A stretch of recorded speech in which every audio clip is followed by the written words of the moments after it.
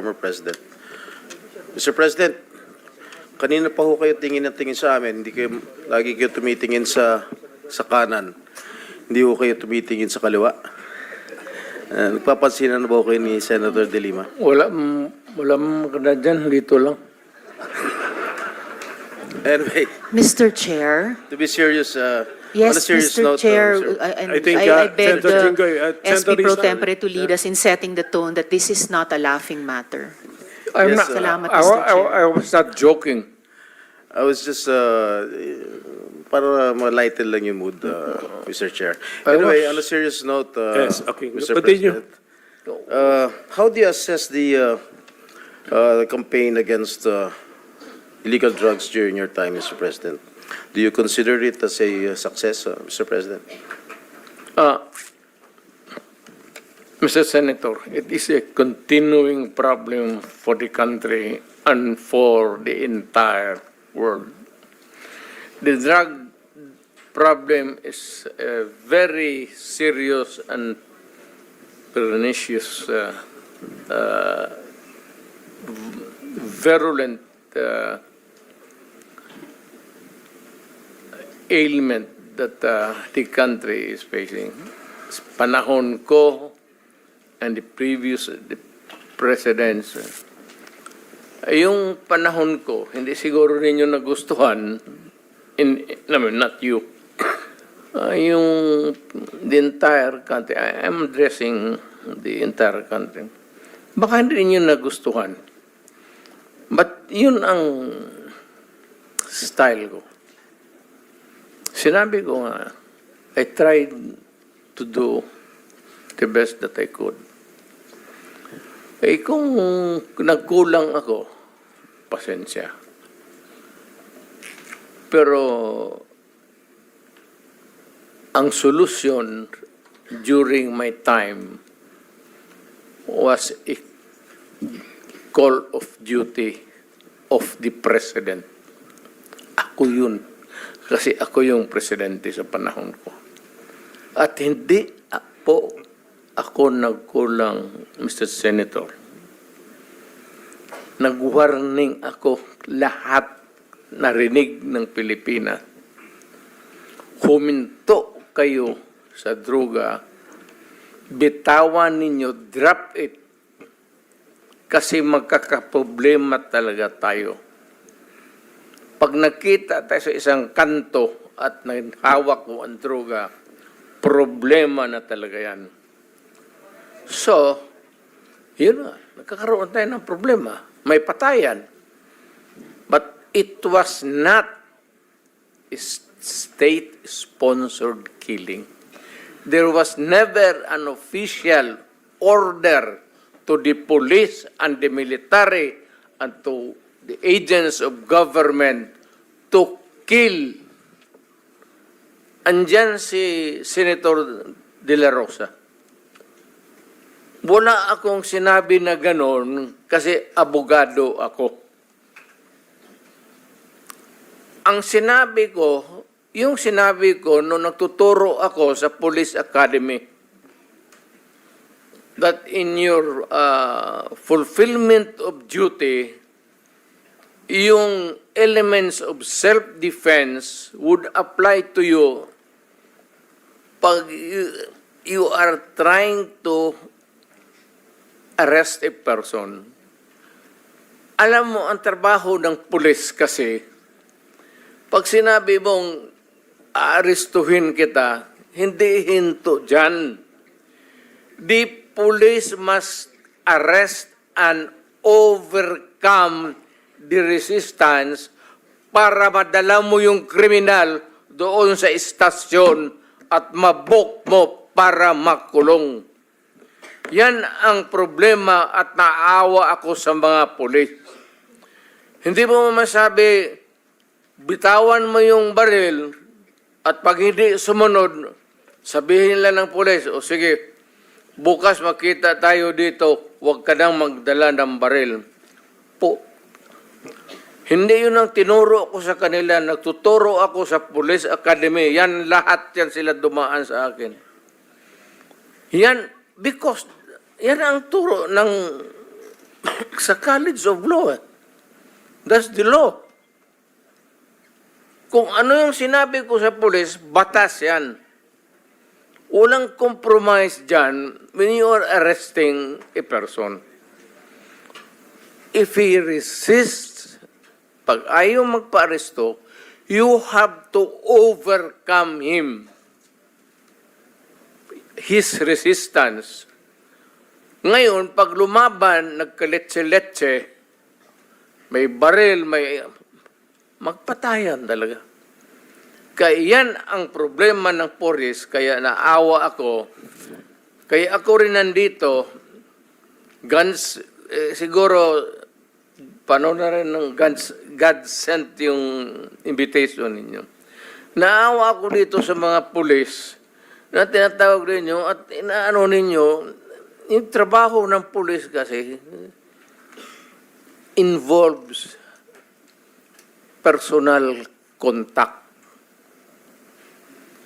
Walang trabaho sa pulis, sabihin niya, alika dito, bitawan mo yan, mag-surrender ka, sumama ka sa akin.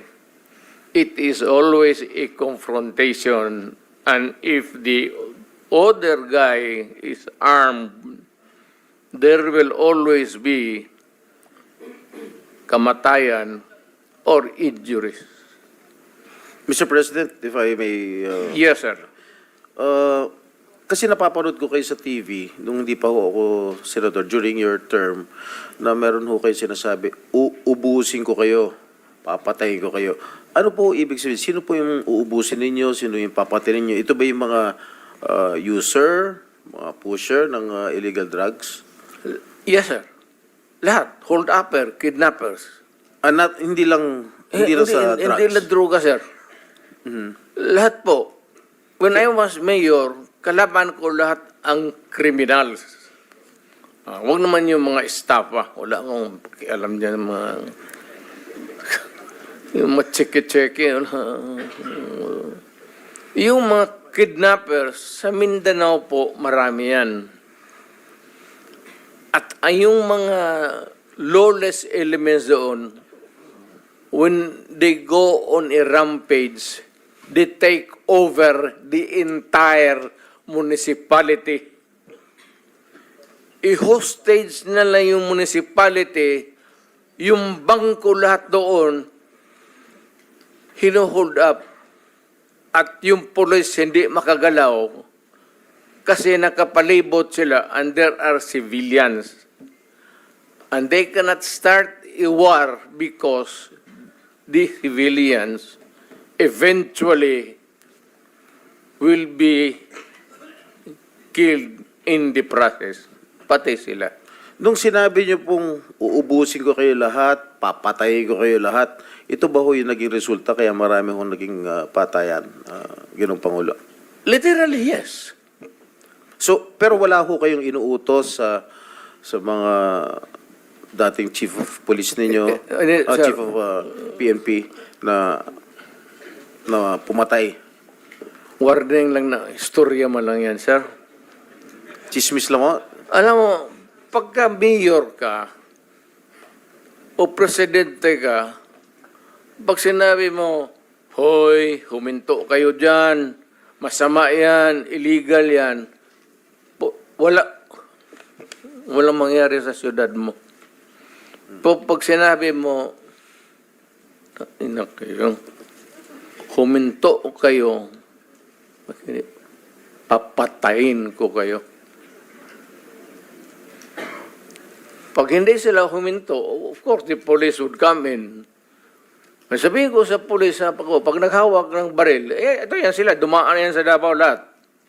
Koy, pati, ito, si Danao, lahat yan sila, dumaan ng Davao. Ang order ko talaga sa kanila, pag maghawak ng baril, patayin mo na para one less criminals. Bukas mag-hold up na naman yan, may poproblema na naman tayo. Ganon rin sa pusher. So, Ginoong Pangulo, nung mayor po kayo ng Davao, do you confirm the existence of the Davao Death Squad? No, sir. Wala ho Wala. Davao Death Squad. So, ano po yung iniimbestigahan ni former Senator De Lima nung siya chairperson ng Commission on Human Rights. Or, Ang inimbestigahan po niya yung DDS, if I'm correct. Am I correct? I don't know how the term was coined. Senator De Lima, were you investigating the Davao Death Squad when you were chair of the CHR? Yes, that was the But focus. the former president doesn't confirm the existence of the Davao Death Squad. That has been his position nung tinanong ko ho siya, nung nag-appear siya sa public inquiry, na there's no such thing as DDS. But there are people, there are witnesses who said that there is such a thing as Davao Death Squad. It may not be the correct term, or it may not really be or explicitly called the Davao Death Squad. Who But, coined who coined that name, that phrase, the Davao Death Squad? I think it was media, it was certain sectors, certain groups. But it was not the CHR which you headed before, Madam Senator. We knew it to be as Davao Death Squad because of the various reports. But it did not originate from us, the term Davao Death Squad. What is clear to us is that there was this group of assassins, and some of them are actually part of the Davao City Police Office. And there are also the Abanteros, the assassins themselves, with respective handlers.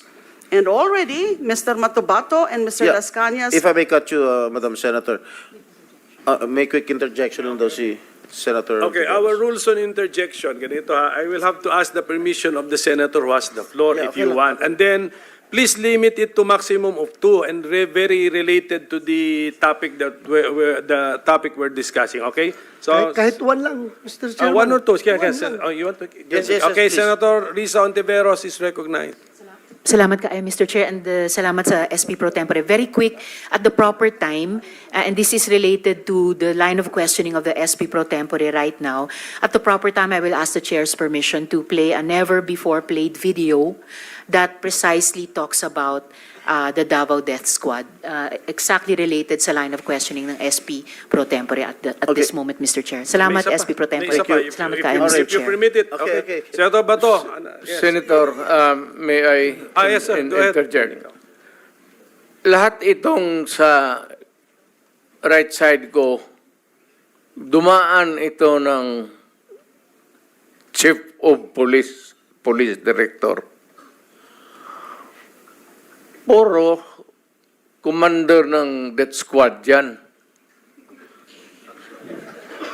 I thought there was no existence. Trabaho ng pulis yan. Literally, hindi mo sabihin ng death squad. Yung isang senador, yan ang nakaupo dyan, si Senator De La Rosa. Death squad rin yan. Because they were police directors handling the controlling crimes in the city. So pag sinabi mong death squad, it's a very loose term na ginagamit mo lang parang gano'n sila. Lahat yan sila, ito, si Danao, ayan o. Ayan, nagdadasal kasi sa kasalanan niya siguro. Magkano bang, ilan bang pinatay mo? Dumaan yan. Ito, De La Rosa. Tanungin ko sila ngayon. Tanungin ninyo. Openly, lahat yan dumaan pagka-police chief. Pati yan si Gamboa. Tanungin ninyo. Danao, kung may utos ba ako na patayin ninyo yung tao na nakatali yung paa, pati kamay sa likod, or assassinate them. Ang sinabi ko, ganito, prangkahan tayo, encourage the criminals to fight. Encourage them to draw their guns. Yan, buhay yan. Ayan ang sila, yan ang instruction ko. Pati yan si Kuy. encourage, pati yan si De La Rosa, encourage them lumaban. Pagka lumaban, patayin ninyo para matapos na ang problema ko sa siyudad ko. Tangina yan. Noong na-presidente ako, ganun rin sa command conference. Diyan sa Malacanang. Yan ang utos ko. Bakit ko pagbigyan important? Mag-criminal, they go after the innocent people robbing. Mabuti na lang sana kung aakyat ng bahay. Mayor ako matagal. Aakyat ng bahay, magnakaw, re-rapin yung bata, re-rapin yung babae, tapos papatayin.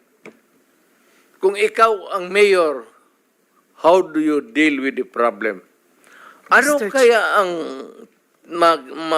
tingin ninyo sa... Hindi... I'm sorry to tell you, I'm sorry to express to the nation. Unforgiving ako. Hardliner. Alam nila yan. Pati pulis alam nila. They are not ready siguro to talk about it. Sinabi ko yan sa mga pulis. Putang ina kayong mga pulis, pag pumasok kayo dyan sa droga, kayo ang mauuna. Mr. Chair. No need to strike it out if that is the real way that the mayor then phrased his sentence. Okay, Can I just continue? as chairman, Mr. President, fact-finding muna. General Gamboa, you were formerly Chief of Police of Davao. Lahat yan sila. Yes, answer. Yes or no? Yes? No, sir. No. Okay. General Danao, former Police Chief of Davao? Yes, sir. Okay. General Sinas, former Police Chief of Davao? No, sir. No. Catalino Coy, former Police Chief of Davao? Yes, Your Honor. How about Karamat, former Police Chief of Davao? Ha? Sa mic, sir. No, sir. Okay, para klaro. Okay. Sige, just Ako, proceed. Mr. Chair. Floor, Senator. Mr. Chair, That's the floor. Okay. Ako, hindi mo ko tanungin? Yes, we need to Former ask chief you, of police ako ng Because Davao. alam ko chief ka ng police, but former chief Yeah. of Davao. Yeah. Okay. And Mr. Chair, Sige, kanina, yes, you allow allowing me you. Sige, short, one. All right. short introduction. And, Mr. Chair,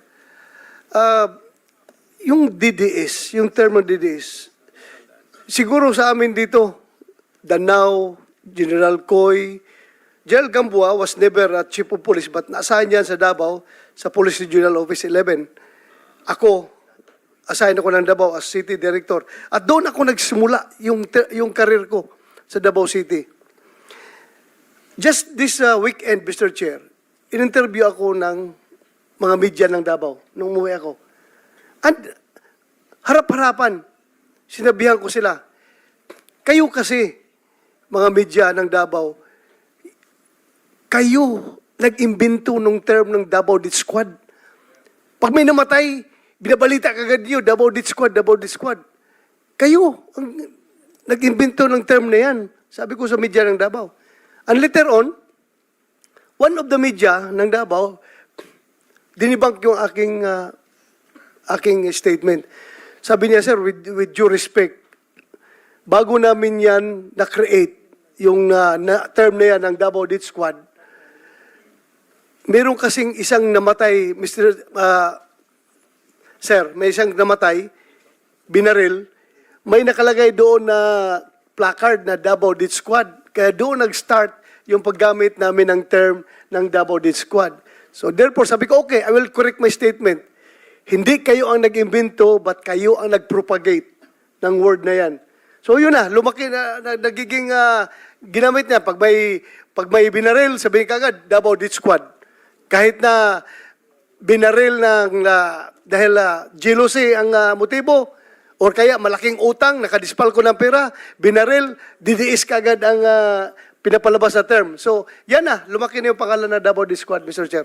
Yan na po yung intervention niya po. Yan, na yun na. Thank you. Sige po, before I return the floor to Senator Estrada. Doon sa umami na naging chief, sino?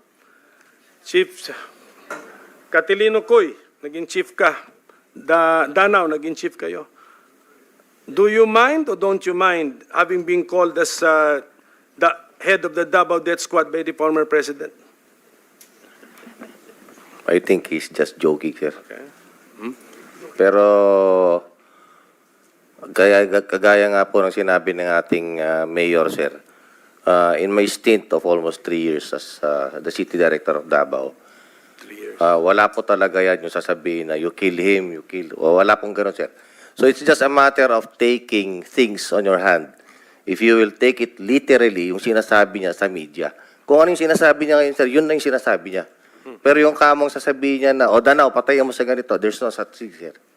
Na ganun. So walang ganong nautos. Is there a danger that your men will incorrectly interpret what the mayor was saying?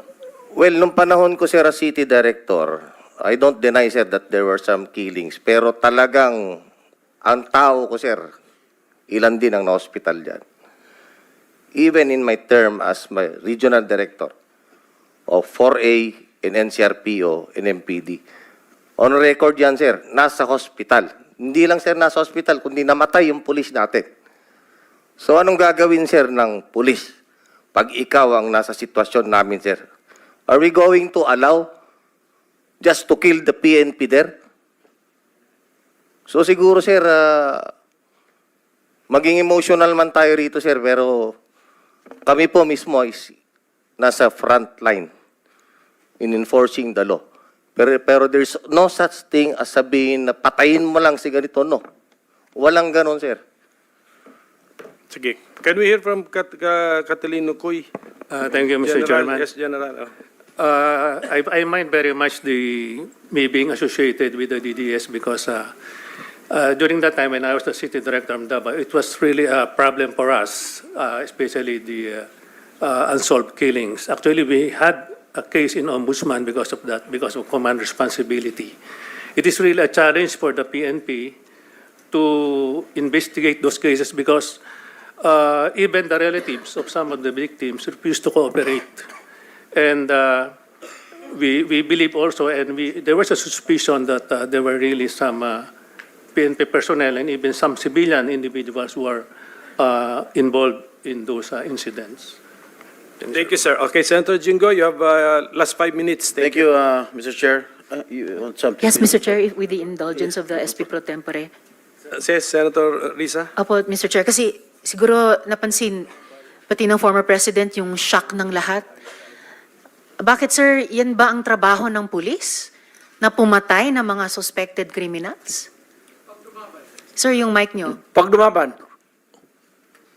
Bakit Iba sila po yung pagka-express kasi kanina, so I had to clarify. Bakit Salamat, sila- SP Pro Tempore. bakit sila Salamat, Mr. makamatay? Chair. No. Hindi yan ang tanong ko. Talagang,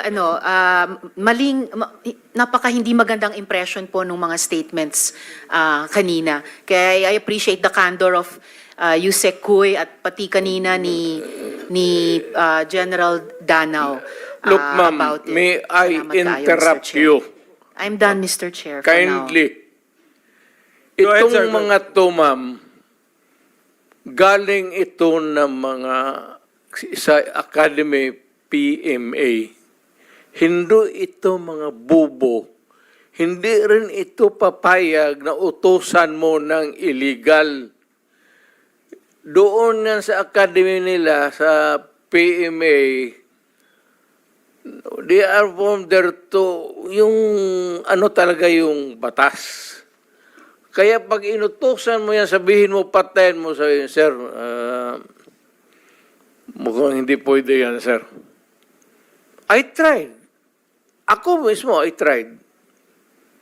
Ako, marami akong patay mo, sir. Kulong mo na lang natin, sir. Total. Sabi ko siya, siguraduhin mo lang na hindi ma-release. Kasi gagawa ng kalukuhan yan uli. And they will mag-hold up na naman yan. Yan ang lalo na yung mga kaso na mag-knockout, tapos mag-rape, tapos magpatay, o Mr. Chair, Can we let the President complete his sentence? What were you trying to say, sir? That Yes, pagka mag-rape, magpatay, magnakaw, magpatay, and then what do we do with them? Ganun na lang ang sadness ko sa trabaho ko. Thank you. Kaya hindi ko lang sinabi ko yan kasi hindi ko lang sila mautusan ng gano'n na gaya na sinabi ko, putang ina, nag-rape ng bata, yung pinatay, patayin mo. Hindi ko mautusan itong mga to. Sabi ko, karamihan sila mayor, hindi maniwala yan ang ganon. Sabi man, sir, mahirap yan. Kulungin na lang natin, sir. Walang dumaan yan sila sa... There was never a time na sinabi ko, patayin ninyo yan. Minsan yung harap-harapan sa crime scene, nakita ko yung bata, 3 years old, rape, patay, tapos nandoon yung tiyuhin. O sinabi ko, putang, patayin mo. Out of outrage. In the moment of outrage yung, putang, patayin mo. Sir, kulungin na lang natin yan, sir. Ano nangyari doon, Mr. President? Yung insidente na yun, napatay nga yung tito? Pinatay? Hindi. Hindi. Hindi. Mr. Chair. Yes, Senator Risa. Alam na alam ko po na matatalino ang mga taga-Philippine Military Academy. Hindi po yan ang issue. Ang kinaklarify ko po ay kanina sinabi nyo na in-encourage nyo ang PNP na i-encourage yung suspect na lumaban. Yes. Para mapatay, para Yes. masabing nanlaban. Correct. Correct. Para That was a very ma-minimize. incorrect. Correct, yes. Very incorrect po, if I may Yes, say as a it's not civilian, a- sa okay, professional police. It Salamat depends kayo, on, Mr. Chair. ano na natin yan, ma'am. That's your view, that. Mine. It's not my view only, Mr. Chair. Thank you for putting it on the record. Pagka-mayor, pagka-prosecutor. Ako, alam ko, dumaan ako, prosecutor, mayor, presidente, alam ko ang trabaho ko. Yes, Yan salamat ang totoo kayo, Mr. dyan. Chair. Hindi ka nagdala ng syudad eh. You never Totoo had po, a Mr. chance Chair. to solve the problem of a community. Thank you, Mr. President. Thank you for Senator putting it on Hindi record, tayo Mr. Chair. magkaintindihan dyan. Pala ako sa chair ng subcom na seryoso tayo dito. At hindi ko po na-appreciate ang napaka-casual na mga sagot ni dating presidente tungkol sa patayan. At tumatawa at pumapalakpak pa ang ilang kasama dito sa session hall. So siguro, tigilin na natin yung nakasanayan natin na normalize at gawing katatawanan ng patayan. Sir, sabi nyo, when you are confronted by a criminal, you must overcome the resistance. Ibig po ba sabihin na lahat ng na EJK may barel? Kasi kung gano'n, nasa na po kaya yung mga barel? Dapat may libo-libo ng baril sa custody ng PNP. Do you have any thought on that? No, that is you're asking somebody somewhere or to make an accounting which is not possible. That your question cannot be answered here. All right, sir. So, but I think it can be questioned kung hindi nyo kayang i-address, itatanong po namin sa PNP. Sabi nyo rin po kanina, you take full legal responsibility for the consequences of the drug war. Yes. Kanina rin, Yes. kanina rin sabi nyo maraming mali. No? So, halimbawa, si Kian de los Santos, menor de edad, hindi armado, nagmamakaawa, pero pinatay ng mga pulis sa drug war. Oh. Do you take responsibility for the death of Kian de los Santos? The criminal act, hindi naman siguro. The death. You take responsibility for his death. Walang maniwala na abogado sa akin yan. That Hindi would po, be sir. a long shot. Hindi po abogado. Nandito pa lang tayo I sa was Senado, hindi sa referring Korte. to the policy na ginawa ko para sa mga pulis. Yes, sir. At nagbunga yung polisiya. I take full responsibility Yes, for and that. what about yung bunga ng polisiya na libo-libong namatay kasama si Kian de los Santos? Do you also take full responsibility for that. Because in October 2020, na-quote po kayo na sinabi nyo, if there's killing there, I'm saying I'm the one. You can hold me responsible for anything, any death that has occurred in the execution of the drug war. Noong October ulit, October 21, nung 2021 naman, in a Reuters interview, kinwote kayo na sinabing, if there is any person who is going to prison, it would be me. I assume full responsibility. So, do you assume responsibility for the death of Kian De Los Santos, Mr. No. Chair? No. How about Ala- si Carl Alam mo, ma'am, Anthony Nunez? before you rumble on those many things, No, I'm not rambling, Mr. Chair. Very specific yung mga tanong ko. the specific ang law, guilt is personal.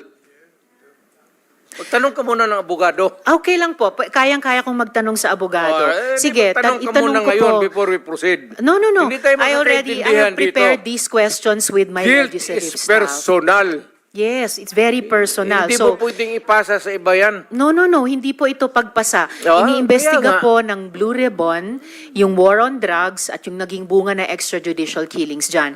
And I am basing my question dun sa mga sinabi ninyo repeatedly, parang tuwing Oktubre nga sinasabi nyo na you will take responsibility. Correct. So, yes. So now let me ask you about Carl Anthony Nunez, 20 years old. Walang nahanap na droga o baril sa katawan niya. Sabi nga ng investigador, mistaken identity. Do you take responsibility for his death? You know, ma'am, can I ask for a recess of just a It's few all right, minutes? Mr. Chair. Yes. Evidence was merely planted by the police. Ang point ng unang questioning ko na yon ay kung ina-acknowledge nyo o hindi na yung policy nyo caused the death of innocents. So lastly, Mr. Chair, actually may mga isang dosenang tanong pa sana ako sa dating presidente pero na-high blood yata sila sa akin. So dalawang huling tanong na lang. Ma'am, Una po. Yes, Mr. Chair. Ganun lang siguro kasi excited lang ako. First time ako naka-appear ng Senate. But walang personalan yan. It has nothing to do with you, pati yung karakter ko. Yung boses ko lang kasi excited. But if we are offended by the demeanor, then mag-change gear ako. I'll try to do it with moderation. Salamat kaayo, Mr. Continue, ma'am. Chair. Continue. Salamat kaayo, Mr. Chair. At saka, Hindi, sandali, ma'am. Mr. Ganito, Chair. and I'm addressing lahat kayo. Taga-probinsya po ako. Hindi ninyo pwede akong masumo na paulit-ulit.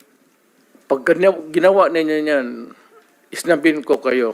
Wala akong pera. I am not that rich na mag-travel dito sa aeroplano. Mahal yan. I am...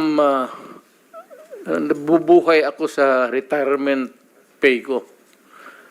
So, pati itong pamasahe ko, retirement pay ko yan. Wala akong negosyo ever since. Gobyerno lang ako. I have been an employee of government ever since. Kaya, I do not have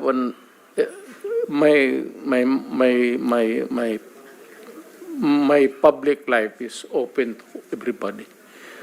So, magastos masyado, ma'am. Kaya, kung maari lang, tapusin natin ito hanggang bukas. Huwag na tayong umalis dito. Thank you, Mr. President. Salamat kaayo, Mr. Yes, sir. Chair. Tapusin talaga natin ito. Tapusin natin ito dito ngayon. Huwag tayong umalis dito hanggang umaga. Umabot man tayo hanggang umaga bukas. Huwag tayong umalis dito, tapusin natin dito. Okay, Mr. President, we are prioritizing the questions directed to you. Sige, Senator Ortiveros. Salamat kaayo, Mr. Chair. So, pangalawang tanong ko, tinawagan nyo ba si Senior Superintendent Padilla para i-congratulate siya sa pagpatay sa 3 high-value targets na Chinese nationals na inilagay sa loob ng Davao Penal Colony. Kasi sinabi niyo daw, "Congrats Superintendent Padilla, job well done." Pero grabe ang ginawang dinuguan.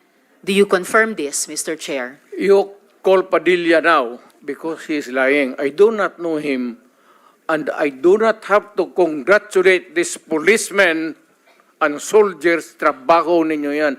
Why do I have to congratulate you? Magtrabaho kayo dyan. So you do not confirm na tinawagan niyo si I do not- Senior Superintendent Padilla? I only congratulate people with who itong mga police daw graduate with honors kasi nagtuturo ako sa Police Academy. May congratulatory message ako. Pero congratulate ako ng ano. Well, Mr. Chair, of course, absolutely hindi naman natin kailangan investigate yung graduating with honors sa academy. Pero yung EJ case sa war on drugs, kailangan talagang kaya natin iniimbestiga. Kaya ma'am, huwag Mr. tayong Chair, umalis dito sa kwartong ito hanggang matapos ang gusto ninyong kunin sa akin.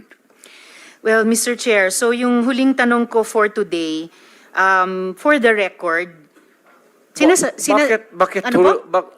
tinawag Mr. ninyo Chair. ako dito tapos yan lang ang huli ninyong tanong? May mga colleagues pa yata tayo, Mr. Chair, na magtatanong sa dating presidente. So, for the record, sinasabi nyo ba na ang mga drug users at drug criminals ay dinideserve nilang mamatay na lang kaysa pumunta sa jail? O para i-paraphrase ko si Patricia Evangelista, do some people need killing, Mr. Duterte? Ma'am, presidente ako. Nagagastos ako sa gobyerno. Bakit ako magbubuhay sa mga putang inang yan? Kung yung pera na ipapakain ko dyan sa preso, ibigay ko na lang doon sa mga tao dyan sa walang bigas. So, mas okay Walang pong trabaho. patayin sila kaysa Wala ipreso akong pakialam sila. dyan sa kriminal, ma'am. So, thank you for making that of record. Alam sa kriminal kung saan silang impernong gusto nilang pumunta. Well, Mr. Chair, for the record, You make your own history in this planet. yes, Mr. Yun Chair. ang gusto nilang mangyari. Doon sila sa impyerno at doon tayo magkita. Well, Mr. Chair, wala namang jurisdiction ng Senado sa impyerno. Dito lang sa bansa natin pwede tayong mag-investigate. Ba't doon tayo pupunta? Well, wala po akong ambisyon pumuntang impyerno pa. Pero Mr. Chair, ang hirain punto kita, lang ma'am. nito, ang punto lang nito ay nung magsisimula ang anumang police operations, drug-related police operations, supposed to be, at sinabi ng mga resource persons, merong pong manual of operations, merong continuum of force sa pag-enforce implement ng police anti-drug operation. So, ang premise is, yun na nga, arrest muna at build the case. Well, Mr. Chair, no, as a final word, I hope and I imagine that the Department of Justice is watching dahil ang daming admissions ng dating presidente involving criminal acts. Salamat kaayo. Kasaysayan na lang po maghuhusga. Salamat kaayo, Mr. Chair. Thank you, Senator Mr. Ontiveros. Chair. Yes, go ahead, Mr. President. Nagtataka ako hanggang ngayon ang Justice Department hindi pa nag-file ng kaso hanggang ngayon. Katagal lang. Batagal ako pumapatay ng tao hanggang ngayon hindi pa sila nakapile ng kaso. Mr. Chair, another addition to the list that's growing by the minute. Okay, for the record, Mr. President. wala na tayo Mr. President, for the record, kasi may nagtanong din sa akin Wala. Huwag na tayo magdrama dito. Tapusin na natin itong istorya na ito dito sa Pilipinas. For the record, Mr. President, wala. Kasi naawa ako dito sa mga pulis. Sa totoo lang, naawa ako sa mga pulis, pati sundalo. Kaya ako, akin, mine and mine alone. Pag nag-inutusan ko ito, mag-operate itong mga buang na ito, kung anong mangyari, akin yan. I'm emotional because I've been longing to state this particular sentiment. Protektado ko yan sila. Basta in the fulfillment of duty, Mr. Senator, yan sila, naging chief of police yan.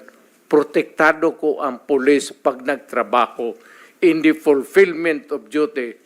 Pero alam nila, ang mga police na pumasok ng kidnapping, alam nila yung police nila, pinatay ko. Thank you, Mr. President. Ako po may tanong din. Pinag-aralan namin pinanood namin yung mga footages mo nung you were President-elect tapos naging Presidente. Meron kayong sinasabing ang reward, iba-iba nga yung amounts, tapos sasabihin nyo parang may encouragement na patayin ang mga kriminal, pero dudugtungan nyo parati sa dulo ng lalo na kung nalagay sa peligro yung buhay ninyo. Okay. So, ito lang po yung tanong ko.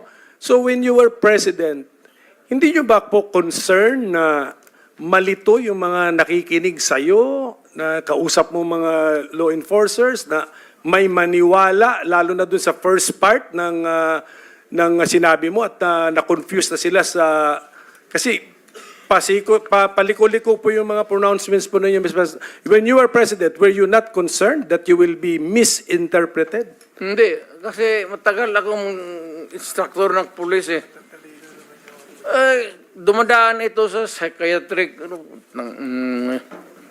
gagastos pa ako ng... When I was also president, may funding ako dito sa mga psychiatric nila. Nandyan yan sa item eh. Hindi naman ito At saka, alam mo, Senator, pag kayo mga ganun, mga heinous crime, mga patayan dito, ang presidente o mayor, hindi pwedeng kailangan magbitaw ka talaga ng salita. Putang ina ninyo. Kasi pag hindi, hindi ako na nagyayabang. Look at my city. I would like to, we travel back. Ano ang syudad ng Davao noon? Nung hindi pa ako mayor. Nandyan yung komunista, nandyan yung mga hot-upper, nandyan lahat. Abusado na pulis, abusado na sundalo. Puro kriminal, puro kanya-kanya. Nung na-mayor ako, sabi ko, hinto kayo, either, yan siya, mga nandyan naman na noon. Sabi ko sa mga pulis, either patayin ninyo ako o papatayin ko kayo. Putang hina, huminto kayo dyan, bitse kayo. Kung sinabi ko yan sa mga kriminal, sa pulis, lalo na sa kriminal.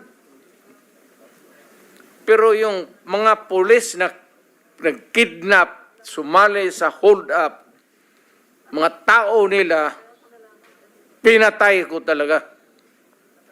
Alam nila yan. Ibibigay nila yung pangalan kung tanungin mo. All you have to do is to place them under oath.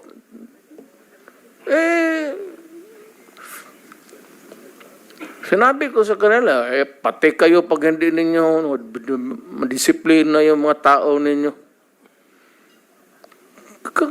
Bayad ang mga tao ng sweldo ninyo tapos pati kayo kasali dyan. Stricto talaga ako sa pulis. Ayan sila. Puro general yan. Protektado ko ang pulis pag sa trabaho. Kasi ma-demoralize pag hayaan mo.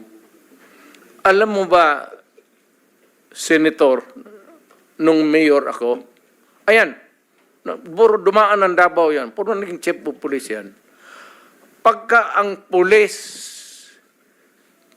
nagkaroon ng kaso yung araw na yon na ma-file yung kaso against the police, putang ina, yung sweldo niya, hinto na yan. Wala ng pagkain na dumadating doon sa pati yung mga anak. Hinto pati yung edukasyon ng bata. Kaya pinoprotektahan ko sila. Ito puro generals. Pero alam nila, sila mismo pinoprotektahan ko yan. Dumaan ng kaso yan. Pero yung mga pulis na gago, putang ina,